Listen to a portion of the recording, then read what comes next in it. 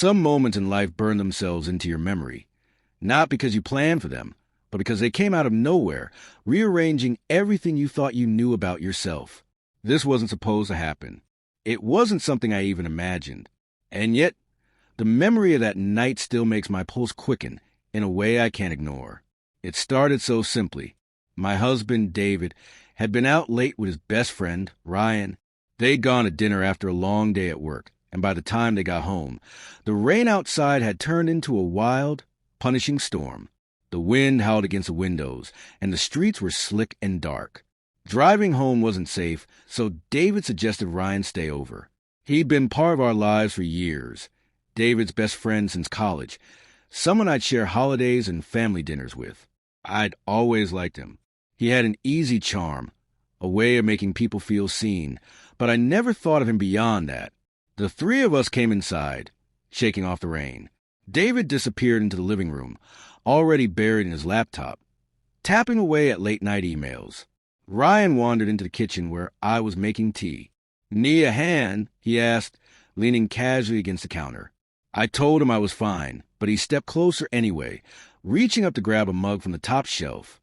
When his arm brushed mine, I caught the faint scent of his cologne, clean, warm, and just a little dangerous. I pretended not to notice, but my senses were suddenly awake in a way they hadn't been in a long time. We talked about nothing at first, the weather, work, how busy David had been lately. But then Ryan mentioned something that made me pause.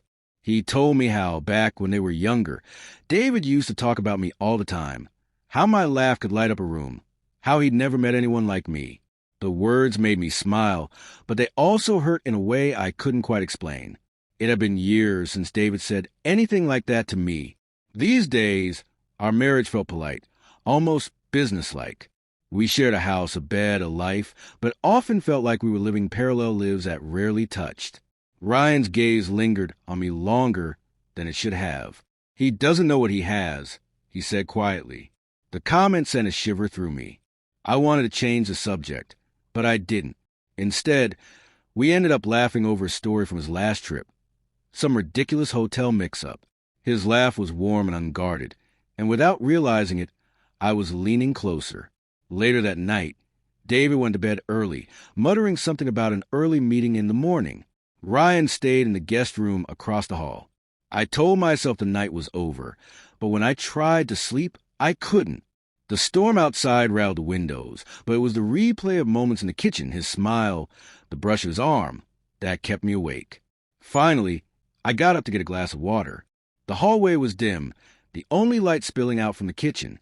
That's when I saw him, Ryan, standing at the counter, shirtless, sipping water. The light caught the lines of his shoulders, and I froze. He turned slowly, a faint smile playing on his lips. "Couldn't sleep either?" he asked. I shook my head. "Storm's too loud." He set the glass down, his eyes never leaving mine. "Or maybe something else is keeping you up." My breath caught. He stepped toward me, and suddenly the air felt heavier, charged. I should have stepped back. I should have said something to break the tension. But I didn't. "Ryan," my voice was barely a whisper. "We can't." "Then tell me to stop," he said, his gaze steady, his voice low and deliberate. I didn't say it. I couldn't. My silence gave him the answer he needed. He moved closer, his chest just inches from mine. I could smell the mix of rain-damp air and his cologne. My pulse was loud in my ears. His fingers brushed my cheek, slow and almost hesitant, but the touch made my skin feel like it was on fire. "You've been looking at me like you want this," he murmured. I should have denied it. I should have laughed it off. But instead, I stayed frozen in place, feeling the truth in my own stillness. "You deserve to feel alive again, Emily," he said softly. "You've been alone for too long." The words sank deep, touching a part of me I had been trying to ignore for years. I swallowed hard, my back against the counter. "This is wrong," I whispered. "Maybe," he said. "But sometimes wrong feels more honest than the lie you've been living." He leaned in, his lips just grazing mine, a question, not a kiss. My heart pounded. "Wait, please," I whispered, not even sure if I wanted him to stop or if I was begging him not to move away. His hand cupped my jaw, firm but gentle. "Don't pull away from me." And then he kissed me. slow at first, then deeper, as if the storm outside had spilled into the space between us. My mind screamed about David upstairs, about what this meant, about how there would be no going back. But my body didn't move away. His fingers slid into my hair, and I found myself leaning into him, drawn by a gravity I couldn't fight. The rain beat harder against the windows, matching the rhythm of my heartbeat. When he pulled back slightly, his forehead rested against mine. Tell me you don't want this, and I'll walk away.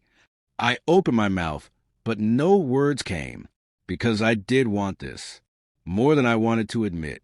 My hands found his shoulders, and that was enough for him to kiss me again, harder this time, like the moment couldn't wait another second.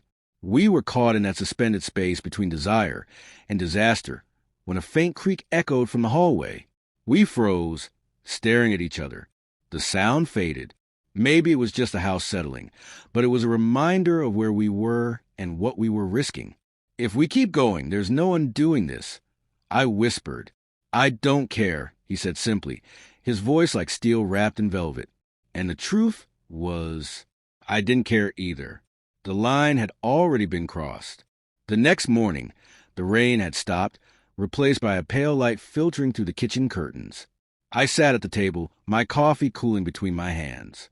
David stood at the counter, scrolling through his phone, while Ryan leaned casually against the wall, looking as if nothing had happened. David glanced at me. You okay? You look tired. I didn't sleep much, I said, keeping my tone steady. Ryan stayed silent, but when I finally dared to look at him, his eyes met mine for a fleeting second. There was something in that look, not just memory, but a promise. After breakfast, David grabbed his keys. I'll be home late, playing catch-up from last night. When the door closed, the silence in the house was heavy. Ryan didn't move at first. I stood to take my mug to the sink, but he crossed the room, his steps unhurried, his eyes fixed on me. We should talk, he said quietly. No, I said quickly. We shouldn't. We can't. You think pretending it didn't happen will make it go away? It has to. David's your friend. My husband. Last night was real, he interrupted, his voice low but firm. You felt it. Don't tell me you didn't. I gripped the sink, staring down at the water running over my hands. It was a mistake. No, he said. It was the truth. And I think you've been waiting a long time for it. I didn't answer, because deep down, I knew he was right.